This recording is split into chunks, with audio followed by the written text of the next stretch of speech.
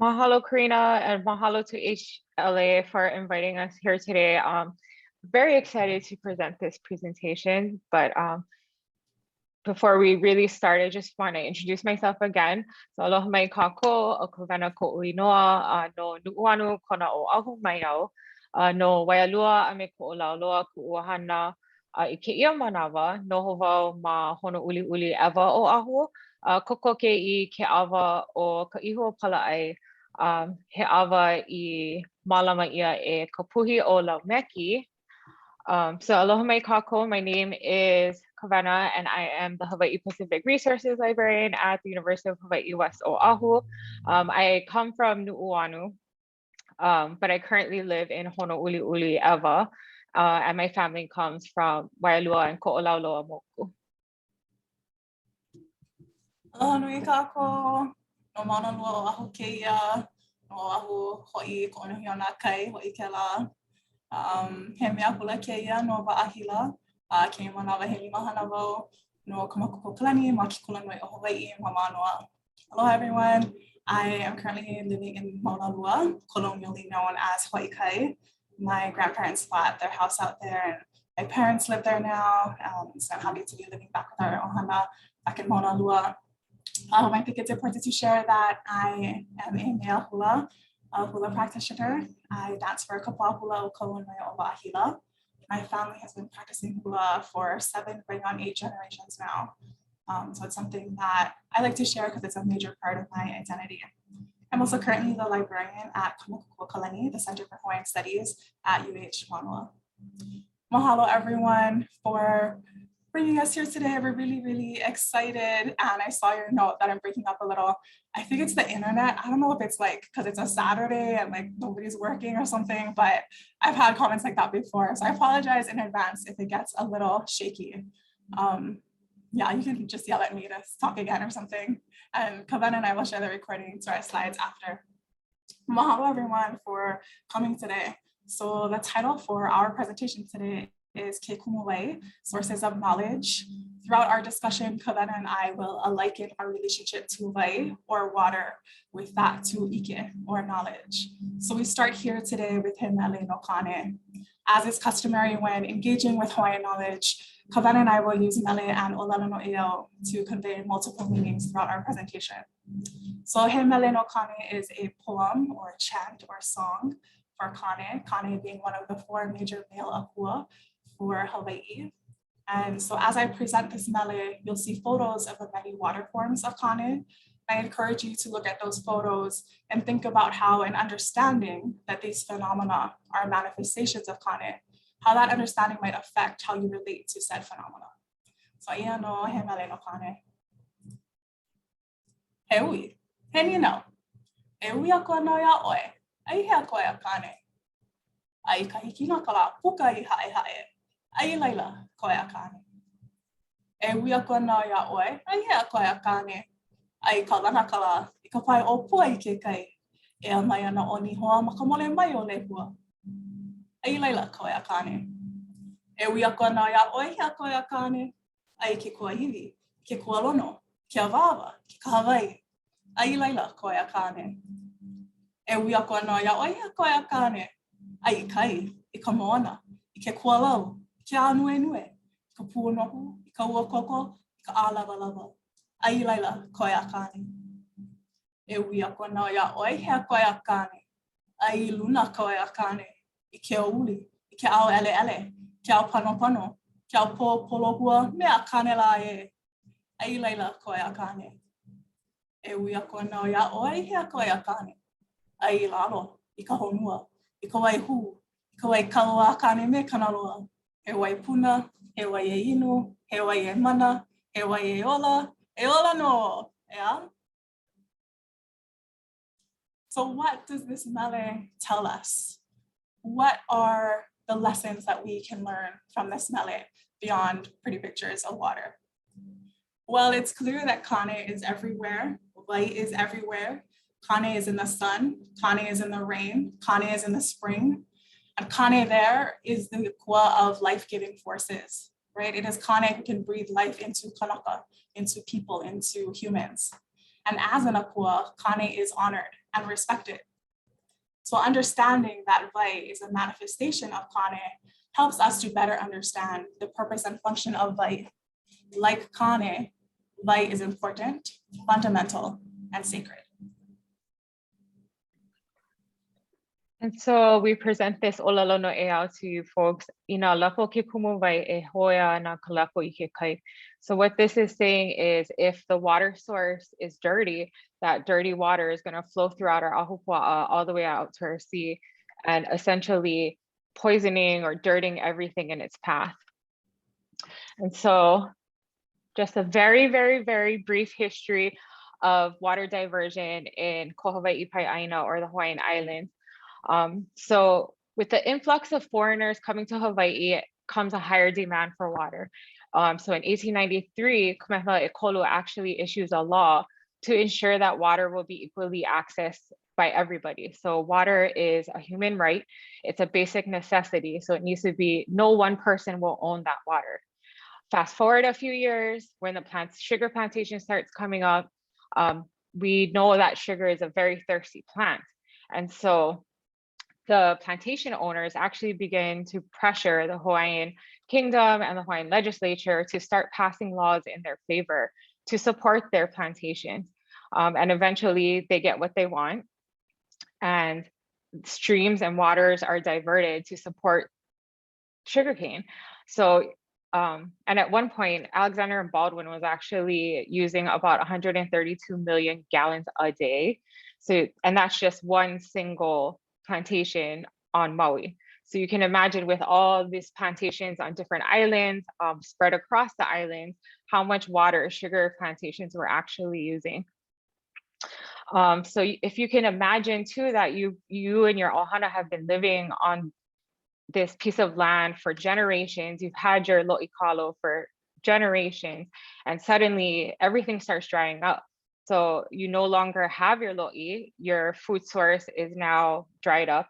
You can't provide food for your family. You can't go to this stream that used to run to gather opai or other foods or resources because now it's dry. And so what do? You're going to start looking for outside sources to feed your family because survival is first. And so then we fast forward a few more years. So as the plantations start closing down, the sugar plantation companies actually change from being sugar companies to water companies. So essentially they start selling back the water, the diverted water, the stolen water back to the community.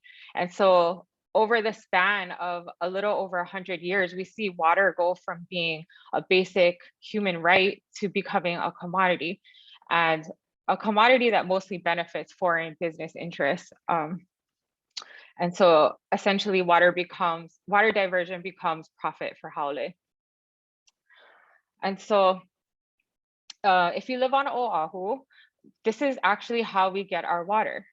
Our water, it comes from most of our water comes from below the ground. And so in Western research and knowledge organization, we tend to like to compartmentalize things and categorize things and put them in their neat little boxes, especially in library science, because we have to catalog and put everything in these boxes so that users can find it. However, our kupuna knew that knowledge and everything in our ao or in our realm was relational, and that the idea of knowledge is actually holistic. So you can't really separate these things from each other. And so this picture actually shows, if you remember from Kiahiahi presenting He Mele no Kane, there was a mention of Kanaloa. And so Kanaloa is an akua that we usually associate with the ocean, but Kanaloa is actually also known for fresh water that's below the ground. And so I always wondered why that was so. And if you can see from this picture, it's because our fresh water actually flows down into the salt water and they mix together in the ocean. So that's why fresh water is known as Kane, but also Kanaloa. And so our kupuna knew this before this picture was even drawn or even thought of by outsiders, and that again, that everything is relational. And so if we talk about how everything is relational, if the ʻāina is poisoned, then that means so too is the water, because you can see here how it drips, it'll drip down into our water source. And so I have a very concrete example of this.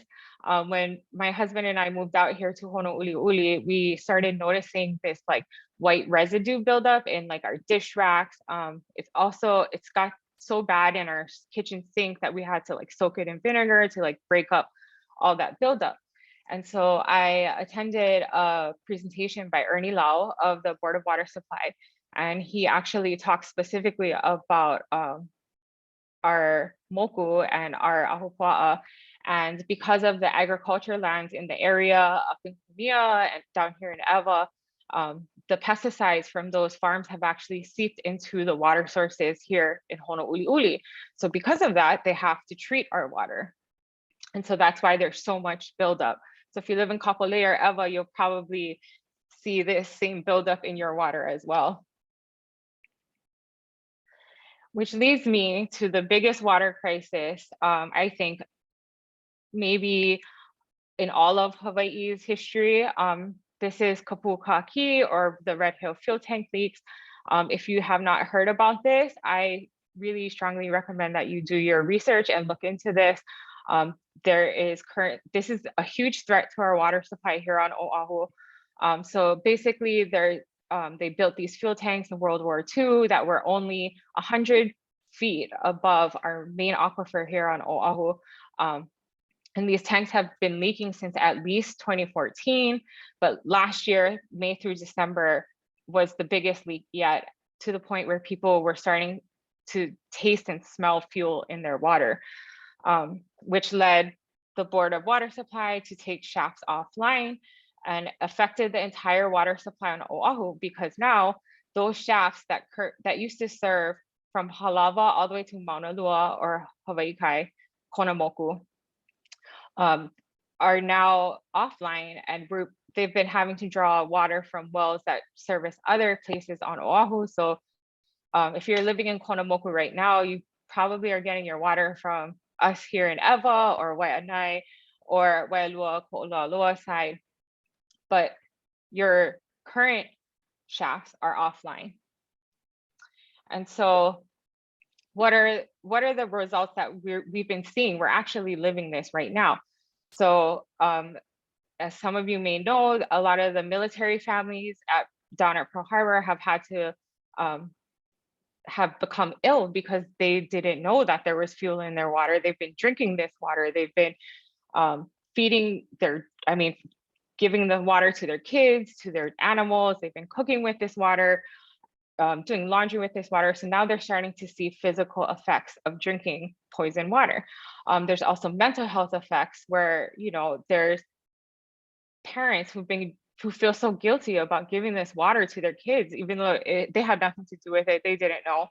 We're also seeing displacement where the families have had to move out of their houses and go into hotels because it's not safe. And then we're seeing water conservation measures. So the Board of Water Supply has asked people in the Kona moku especially to conserve water. It's voluntary right now. It might become mandatory later on in the summer because of the offline shafts and because of we just had the driest rainy season that I've ever seen in my lifetime.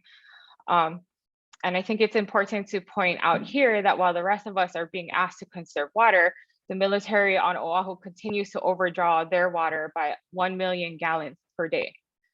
And so they're still actually, even though they've allowed the families to move back onto base, the families are still reporting the oil sheen in their water and the smell of fuel coming from their water lines. And so the US Navy is still continuing to flush out their water lines, which goes to show us that there's really no way to clean this water, and that although the Navy says that it'll take up to 2 years to drain the tanks, we need these tanks off and drained immediately.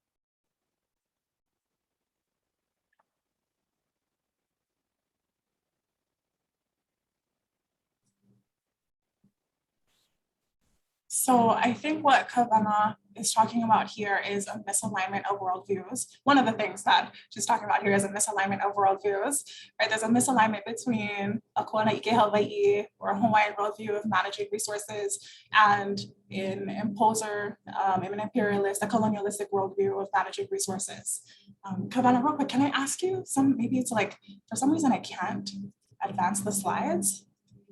It says maybe, yeah, can you go one back? Thanks. Sorry, we're using Canva and it worked. And then it gave us a little bit of issues and then it's working. So we'll just see how this goes for the rest of the presentation. And so it's this misalignment, right, that we're talking about between a kuanaʻike Hawaiʻi and an imperialistic, colonialistic worldview that causes tension, right, and sometimes causes harm. And so one story that I'd like to share that sort of illuminates this example is the story about our project. The story takes place in our project, Kauai Co-Creating Controlled Vocabularies for Social Justice. And I mean, it's hard to do a presentation about Hawaii and not talk about Kauai. Yeah, so if for those of you who don't know, our project was recently awarded an IMLS grant, and mahalo to IMLS for allowing us to do this work. The PI for our grant is Siobhan Matsuda, and myself and Anne-Marie are co-investigators on this work. We're joined by Margaret Joyce, Eleanor Kleiber, David Gustafson, and Hoʻoulu Moniz.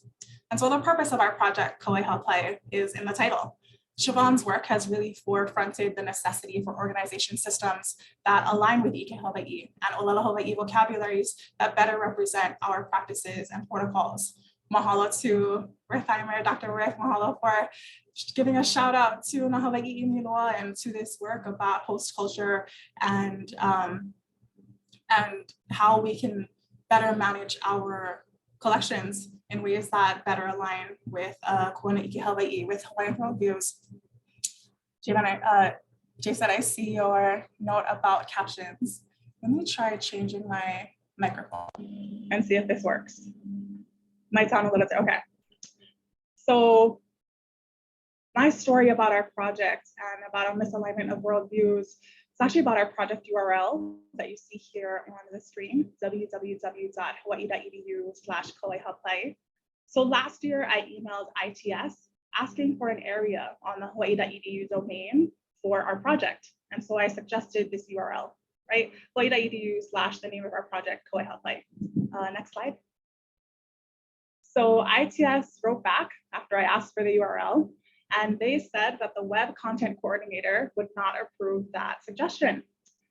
They said there was a concern that allowing the words to be combined into a single word could be mistaken for the pronunciation and translation of cute pregnancy. And so I saw this email and I was confused, right? I was confused why near Japanese words, not actual Japanese words, right? Kawaii is different than kawaii, but why near Japanese words and meanings were relevant in this discussion about our project URL, Kauai Hapai. Additionally, they're looking at Hapai and they're looking at its translation as pregnancy, but pregnancy is not the only interpretation of Hapai. Hapai can also mean to carry, to uplift, and to support. As the namer of this project, as the person who gave our project this name, Kauai Hapai, I was confused and frustrated, but definitely not surprised. This happens all the time, even in an institution that strives to be a Hawaiian place of learning and a leader of Indigenous universities. But I didn't know what to do, right? I am not in charge of the URLs. I'm not in charge of the hawaii.edu domain. And so I said, all right, if ITS says we can't do it, then I guess we can't do it. What else are we gonna do? So next slide. I took this conversation back to our project team. And obviously we're missing a few here, but you can see Siobhan, myself, Margaret, Eleanor, and Anne-Marie. This was at our project retreat out in Honouliuli last week or 2 weeks ago. And so I took this conversation back to our project team and I said, well, we need to change our URL. Siobhan and Anne-Marie immediately said no, for those who watch TikTok. They wanted to push back, right? And for all the reasons, right? To privilege foreign interpretations of our language is hewa and continues the oppression of our people and our way of life. So they suggested, Siobhan and Anne-Marie, that I reach out to Punihe Light, who is the officer for the advancement of Native Hawaiians in the Provost's office here at UH Mānoa. I actually know Punihe, I've known her for a while. And so they asked that I reach out to her for advice. So I did. I emailed Punihe And she was in complete agreement with Siobhan and Anne-Marie and called this out as racism, blatant racism within the university. She also pointed out that it's just that ITS might not know how much mana our project name holds. And so she suggested that I share more about the meaning of our project name with them. Next slide. So I did. I wrote back to ITS. Here's a snippet of my email to them. And when I wrote back to them, I shared how Pukui and Albert tell us that Kauaihapai references carried waters, not pregnant cute waters or cute pregnancy or whatever ITS had made up. Kauaihapai is also the name of an important place here on Oʻahu between Kawena and Waialua. So this name has lots of, yes, for all the Waialua, Koʻolauloa here in the presentation. So this place has lots of mana, right? Our name has lots of mana. These places have lots of mana. And so I told ITS that their recommendation to include hyphens, to break up Kauaihapai into Kauaihapai.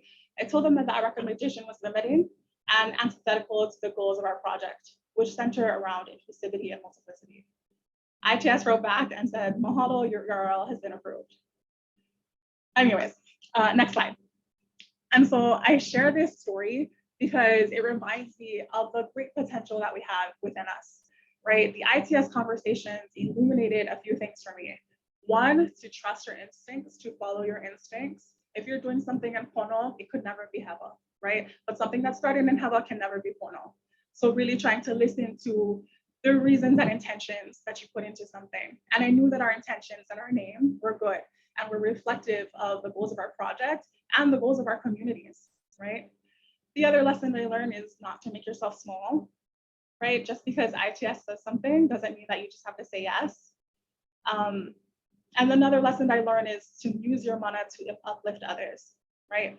As I appreciate that Anne-Marie and Siobhan were so adamant about pushing back, right? Like that really encouraged me to take a look at the practices that we were engaging with here at the university. I appreciate that Punihei also encouraged us to do this.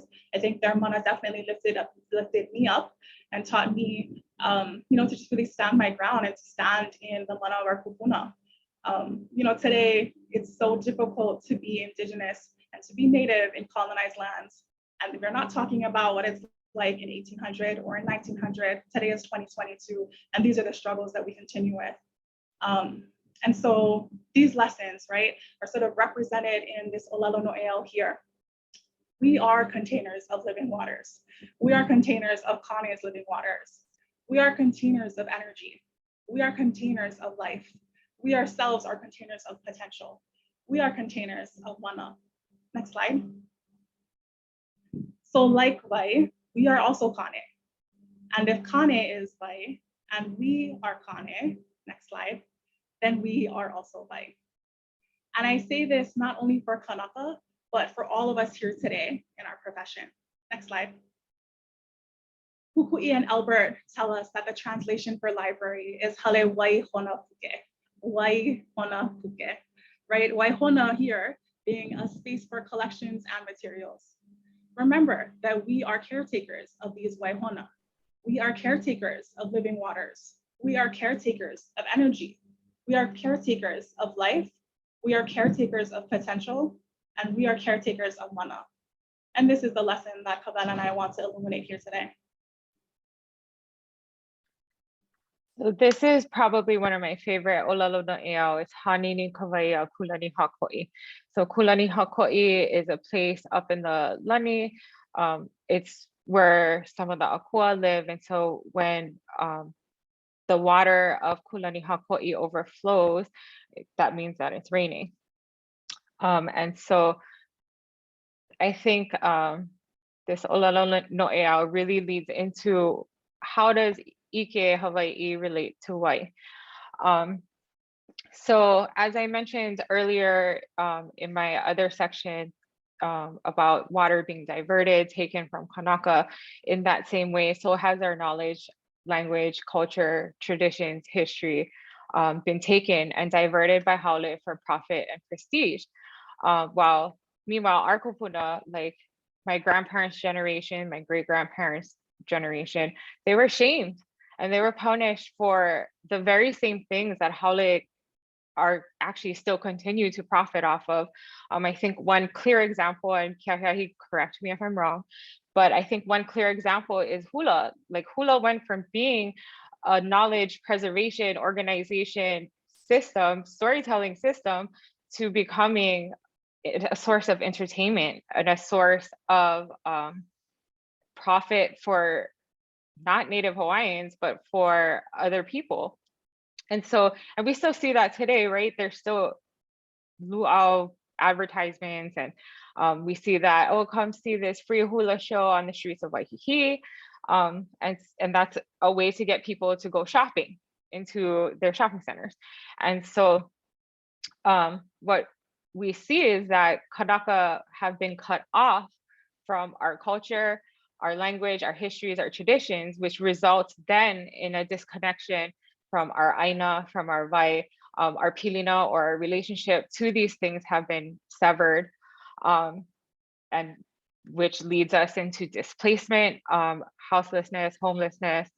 We have physical and mental health issues and other long-term effects. So almost the same issues that we see from the military families drinking poison white, we see in kanaka. It's just been manifesting for so much longer that it's a much bigger issue than, not to like say that drinking poison water is a small issue, it's not, but we've been seeing this for generations. And so this type of generational trauma gets continually passed down to us. And so if you can imagine yourself and your ohana, you're at home, suddenly your water gets cut off. Okay, and now you have no water to drink, you have no water to wash your clothes, you have no water to do your laundry, you have no water at your house. And it's been a few days, you are now starting to get desperate. So what are you gonna do? You have to leave your house to go and find fresh water. And so you're walking down the street, it's hot, it's summertime, you're thirsty, you haven't drank water in days. And this guy comes up to you with a nice tall glass of water. It looks like it's been like cold. If you like ice in it, there's ice in it. If you don't like ice, there's no ice in it. But anyway, you're thirsty. You're so thirsty. And this guy's like, hey, here, drink this glass of water. Here, yeah, it's free. Take it. And so you're not going to question where that water came from. You're not going to question what is in that water. You're not going to even question who this guy is. You're just in survival mode. So you're going to drink the water. You're going to keep drinking it. If he offers you more, you're going to keep drinking it and not question anything about it. But again, you're in survival mode. You're trying to survive. And so this is what we're actually seeing with some kanaka right now through the age of misinformation. We're seeing kanaka who have been so thirsty for knowledge, so thirsty for ʻike, drinking from these cups of waters and not questioning where that's come from, who the people are that are giving them the water, especially around COVID and conspiracy theories. I think we've seen that really, we went from kukahi in 2019, aloha ʻāina, out to like QAnon and all of these crazy things. And the shift in thinking is because when you come from nothing, you have nothing to lose when you grasp onto these other ideas. And so what can we do? What can we do as individuals? What can we do? We can awamo our kuleana. And so for those who don't know, awamo is that carrying stick, like sort of like a pole. So when you awamo your kuleana, you're carrying your kuleana. And I think here it's important to point out that the restoration of ʻike and the restoration of wai is actually very possible. On Maui, we've seen the restoration of Nawaiʻeha or some part of Nawaiʻeha through Iao and Waikapu. On Molokai, they've just got a ruling in favor of restoring water that had been previously diverted because of Molokai Ranch. So they're going to be restoring the Kawela streams, Lualohe and Waikolu. And so it's possible. We just need everybody to awamo their kuleana. So before we can talk about awamo kuleana, what does kuleana even mean? Heaha la ia, what is kuleana? So this is the definition of kuleana from Puku'i and Albert's Hawaiian Dictionary. And we can see that kuleana is a responsibility, but it's also a right and a privilege. So this really demonstrates that your kuleana is not only your responsibility, but it's also a privilege. So what if we start shifting our focus away from the very American capitalism, what are my rights and how do I protect my freedom, and back to what is my kuleana and how do I carry that? And so we wanted to pose these questions for everybody here in thinking about what your kuleana is and what is your role as a Native Hawaiian, as a non-Native Hawaiian, as a kama'aina, as a settler, as librarians, and as a community member. What are you doing to awama your kuleana to malama aina? Are you being a good land steward? How do you give back to this land that is providing for you? What is your kuleana to malama vai? So what actions are you taking to ensure that Oʻahu has safe drinking water? And what are you doing to malama kanaka? As future kupuna, which I think a lot of us forget that we're the future ancestor, what are you doing to ensure a better, safer world for the generations to come? So for our keiki, our keiki's keiki, and so far, what are you doing to ensure that they will grow up in a safe world? And lastly, if you live in Hawaii, what are you doing to malama the lāhui Hawaii? How are you supporting Native Hawaiians as a librarian, but as an individual and as a collective? What are you doing to malama this kuleana? And so we leave you with this question about that really is asking na vai ki kuleana. So whose kuleana is it? And here I would really like to point out that, you know, when you have kuleana, it's not yours to push off onto other people or to burden your kuleana onto others. If you're really deciding to awama your kuleana, you're going to carry it. You're not going to give it to like, oh, here, Kiahiai, can you carry my kuleana for me? You're going to carry it yourself.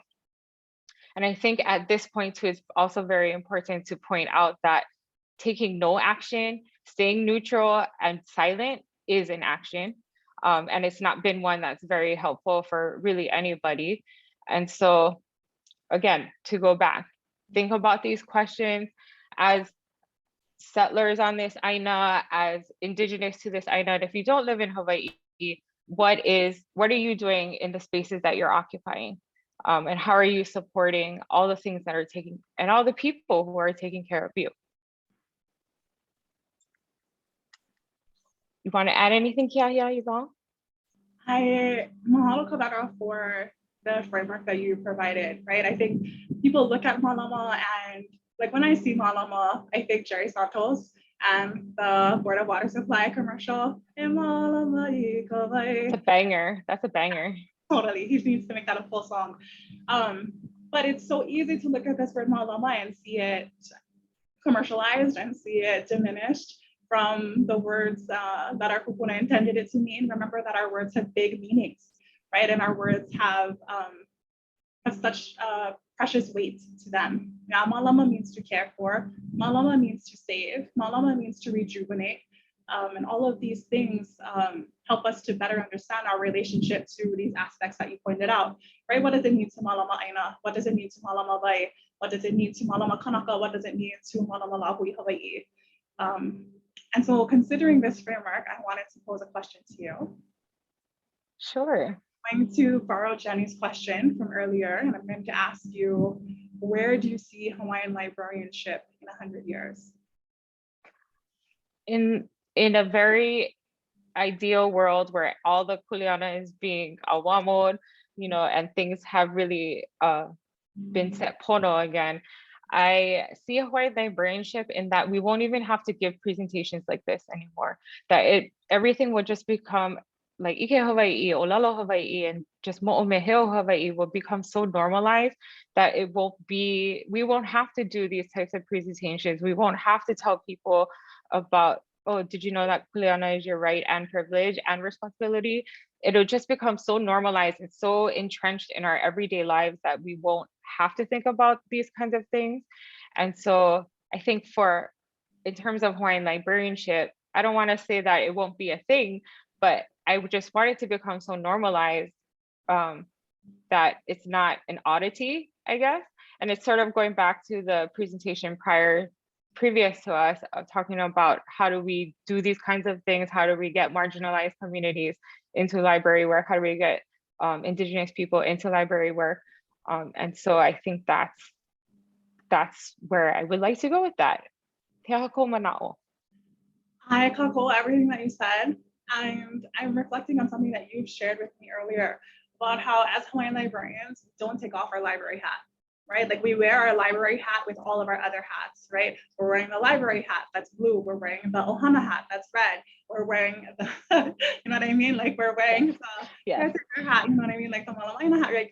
And so I think about this and I think about Hawaiian librarianship in the future, and I'm wondering how we can make, like you said, more commonplace activities that don't take place in the library, right? So for example, your work with Koʻolauloa, that is definitely part of our life, part of our whole idea of librarianship, right? Is actually connecting and making our spaces better, right? I'm reflecting on that saying that decolonization isn't a metaphor. Like Hawaiian librarianship is not a metaphor, right? It's not just something that we do on our computers. It's absolutely engaging with our communities. And I appreciate that you brought in the word relationality earlier in this presentation. It's how do we connect with our communities and remembering that our communities start with ʻāina, yeah? And so when I think about Hawaiian librarianship in the future, I think that there is a greater connection between the librarians and between our ʻāina. I also think that Hawaiian librarians and those practicing Hawaiian librarianship are doing so in a liberated, actualized sovereign nation for Hawaii.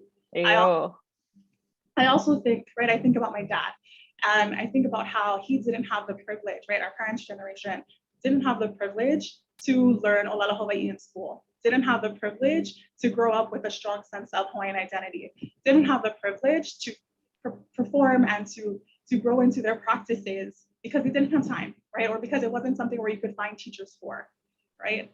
So I think about my dad, and I think that his next big journey will be connecting to our kupuna and connecting to the practices that our kupuna uplifted for him, but that he wasn't able to pick up. And so I'm hoping that in the future, like how you said, I hope our children, I hope our children's children, I hope their children will be able to ʻōlelo Hawaii and will be able to walk into a library where ʻōlelo Hawaii is being spoken, and not just in the corner, but at the reference desk and at the computer and in the study rooms, right?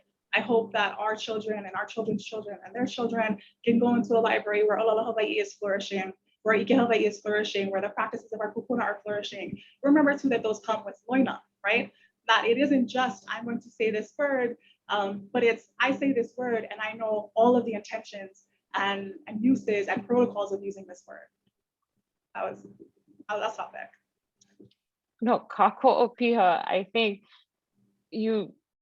that should be the future of Hawaiian librarianship. And I think that's what a lot of us, a lot of us in this Zoom room are working towards. And like, there's also some people here who have laid the kahua down for us, our generation of librarians, and as Kanaka, to do this type of work. And I think of it as like, we're building, so that by the time we get to these next generations, that they won't have to build anymore. They won't have to keep building this kahua. They can start going up. Yeah. And so I think that's,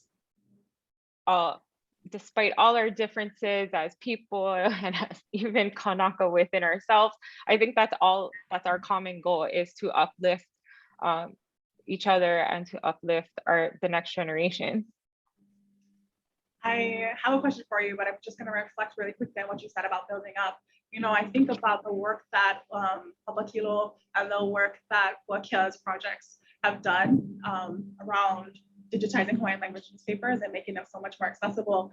I remember when we were doing the Oʻahu report, I had interviewed Dr. Kamana Beamer, one of the faculty here at Kamakupo Kalani, and he said, it's so amazing for students and children at Kanaka these days to have access to all of that information.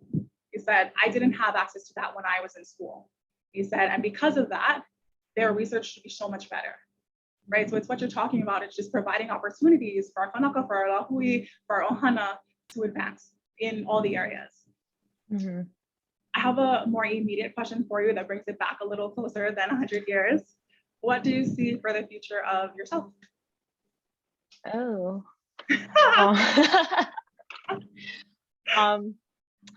I think for myself, I really enjoy working with our community. I really enjoy just making that pilina with each other and making pilina with this ʻāina. So as I said earlier in my introduction, like I'm from Nuʻuanu, my family comes from Waialua and Koʻolauloa. I have no connection to ʻEwa moku at all.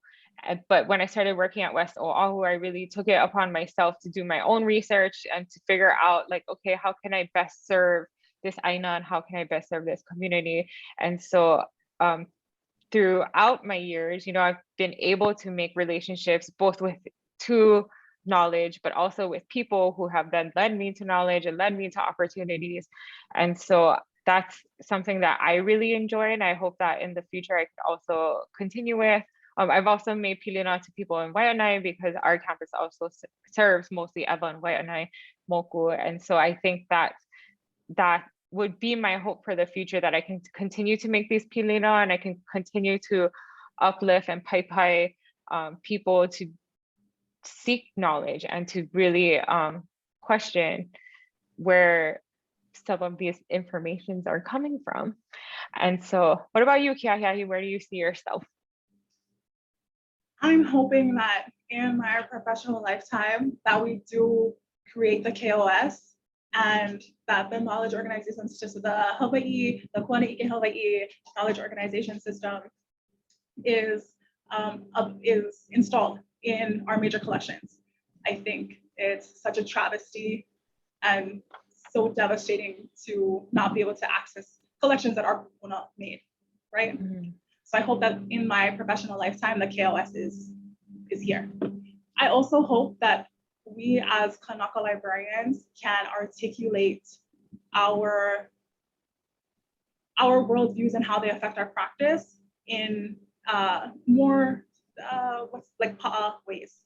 Not formal because they're already formal for us, but how do we make them commonplace so mm-hmm. that, like you said, when you're not doing these conversations, I'm reflecting on Jason Ford, who's here in the room, and it was such a pleasure to be on his committee. Yes, mahalo, Jason. And so I think about that area, right? Like, how do we articulate what information literacy looks like from a kuanaʻike Hawaii? How do we articulate what collection management looks like from a kuanaʻike Hawaii? I want these articulations to be in forms that people beyond just Kanaka can understand and can start to embrace.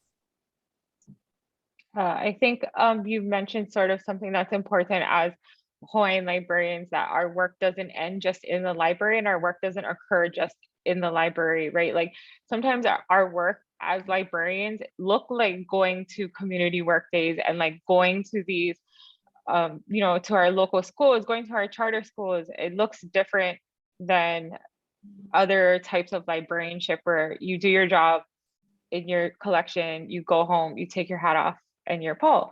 Like I have my uncles and my aunties calling me asking for help, like researching, you know, I have my non-blood uncles and aunties also calling, asking me for help with research. And so like, and you know, like, of course I'm going to help them. Like, of course I'm going to help them, but like, that's sort of the difference in librarianship in terms of Hawaiian librarianship, I think. And your closing thoughts for today? Just that, you know, in an ideal Hawaii, right? Like you said, back to sovereign Hawaii, and that everyone's like awamoing their kuleana. I think that's to me, that's the main point, is to awamo your own kuleana.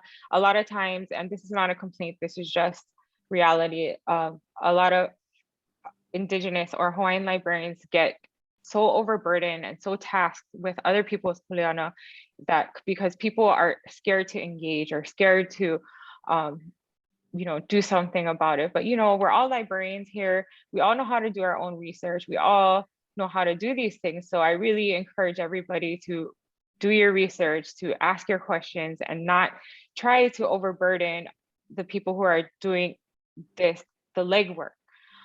Because again, we are already stretched like I said, that hat doesn't come off just because we left work or just because we logged off for the day.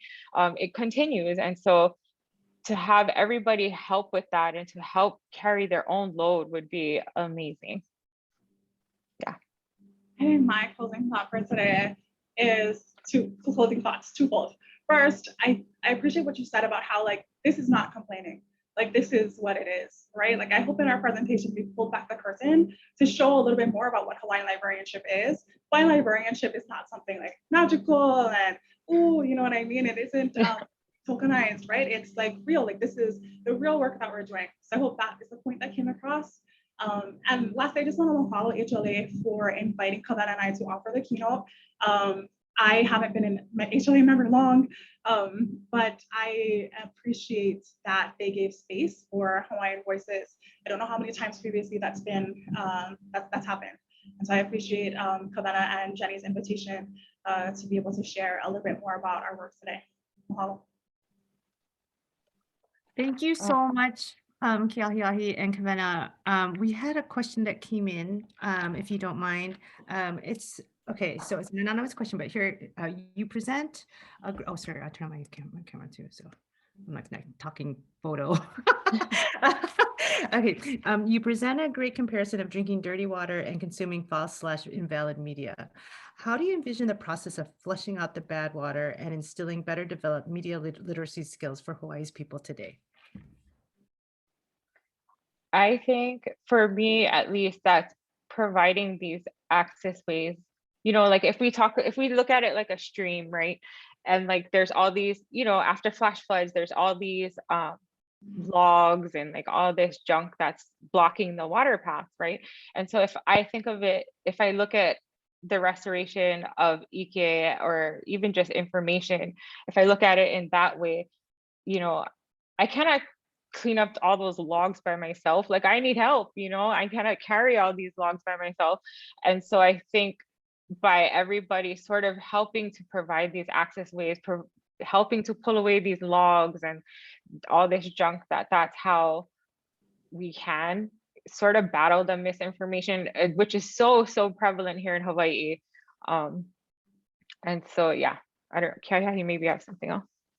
I think I just want to couple what Kawena said about like clearing out the mud, you know what I mean? Creating better access points. I think that's so important.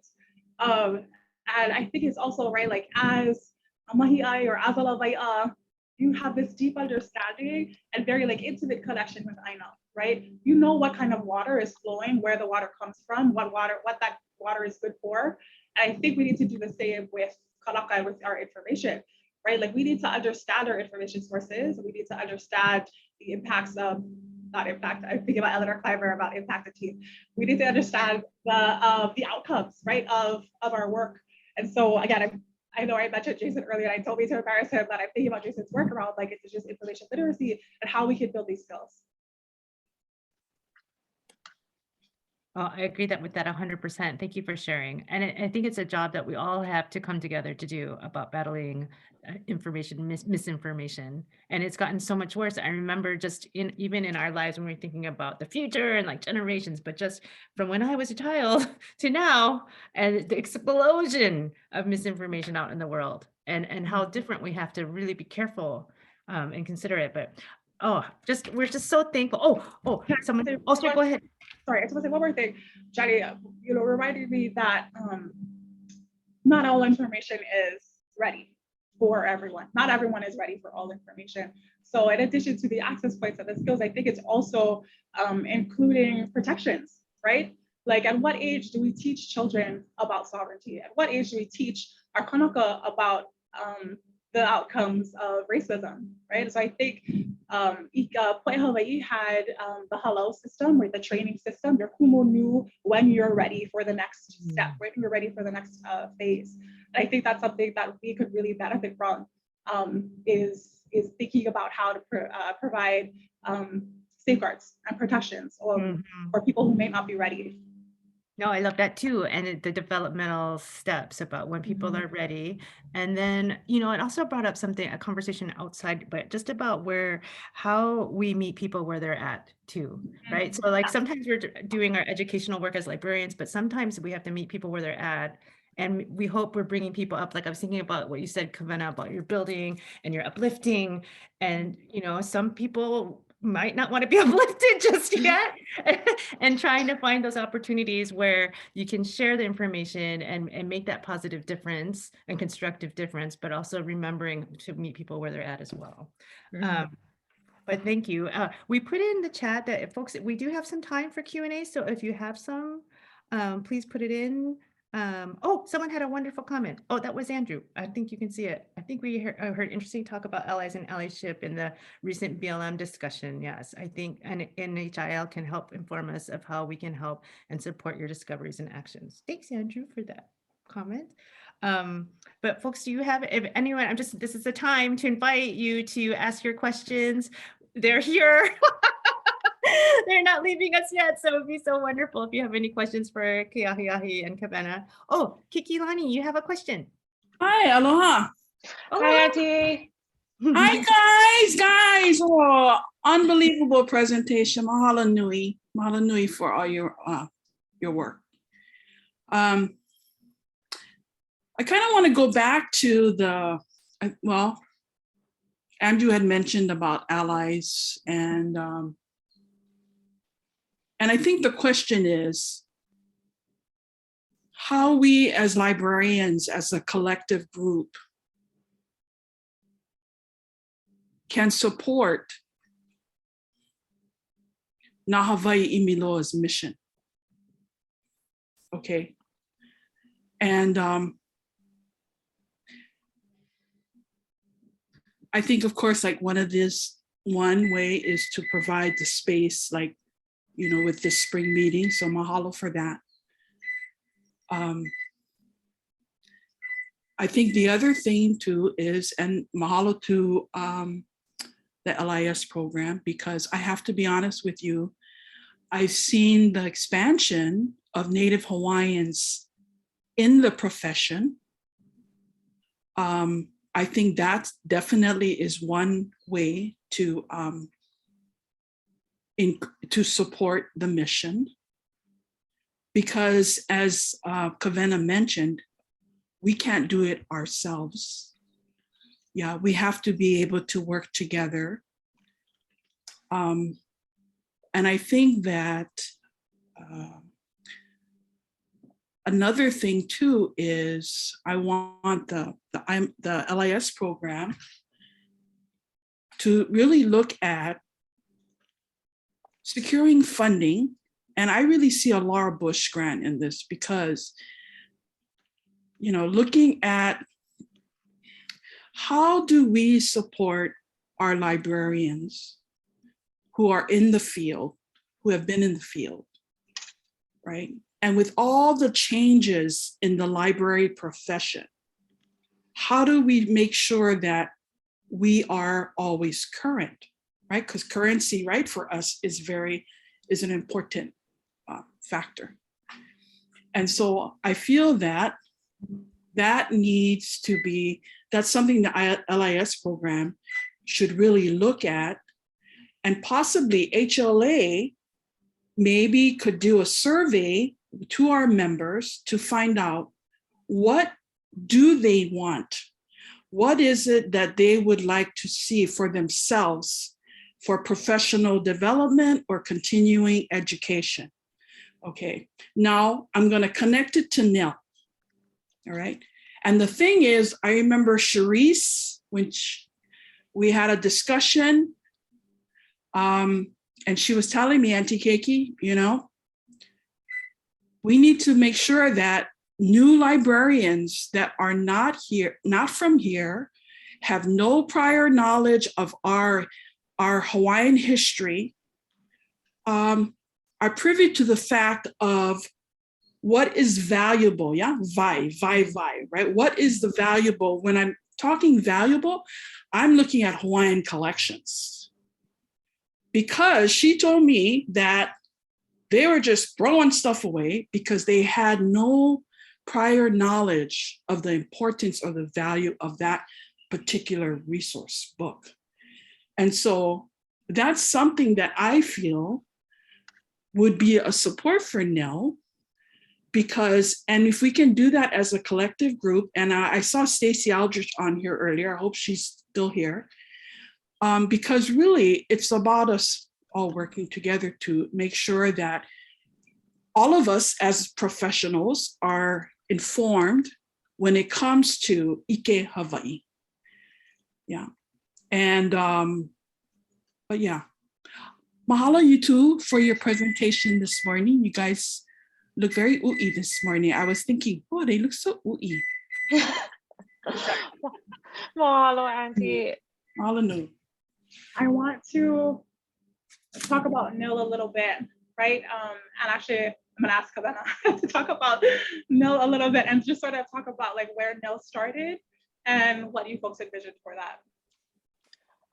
So NIL, Na Hawaiʻi Imiloa, I think you've heard in a few in the earlier presentation as well. It started as a student hui, mainly because, and this is again not a criticism, it's our reality. We really felt, as Kanaka, we felt out of place in the LIS program, like very much out of place. Like every time I would go downstairs, I would forget I was even in Hawaii. It just felt just really to me. And so we started Na Hawaiʻi Imiloa as a way to really provide a safe place within the program for Kanaka, but also to help the program recruit students from Hawaiian Studies and Hawaiian language into this program, because that's an area that's obviously very lacking in our libraries. And so, and then eventually it evolved into a professional organization, which I think you can talk more about, Kiahiai. And Auntie Kiki is a board member for us too. And I bring up NIL because I appreciate the question about like, what kind of support does NIL need?